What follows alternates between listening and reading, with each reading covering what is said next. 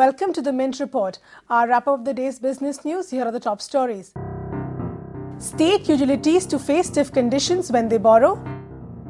Government may raise more money from the markets. And markets retreat after Monday's gains.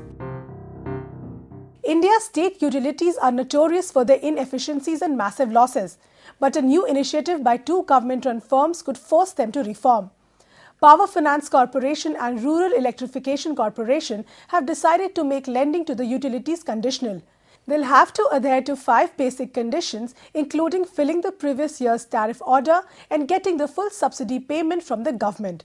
Then there will be 9 other conditions within 6 months of the loans, including automatically passing on fuel surcharges to consumers. What's more, for short-term loans, their criteria includes tariff hikes. States including Delhi, Haryana, UP and Rajasthan have already accepted the new rules.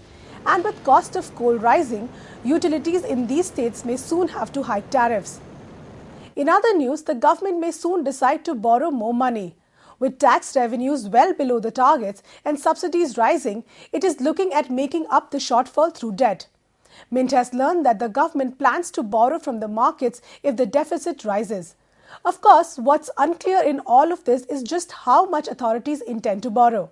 Street expectations hover between 30 to 40,000 crores. Back in September, the government announced an additional borrowing of nearly 53,000 crores from the markets. And finally, Indian stocks retreated on Tuesday after the previous session's gains. The Sensex lost 97 points to finish at 15,874 and the Nifty fell 29 to wind up at 4,751. Banking shares lost ground in the aftermath of Monday's surge. SBI dropped 1.31% to 1,643 and HDFC Bank went down 0.87% to 440. ICICI Bank lost a more modest 0.39% to 725 rupees. Other shares that had fared well on Monday also went into retreat. Bharti Airtel declined 0.5% to 343 and Idea Cellular plunged 2.73% to 80. Telecom shares had gone up on Monday after Telecom Tribunal TDSAT had put on hold a government decision to deem 3G roaming deals illegal. Meanwhile, India's biggest firm Reliance Industries also fell on Tuesday.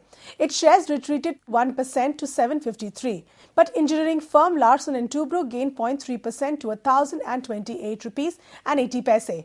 And that's all we have for you. Thanks for watching.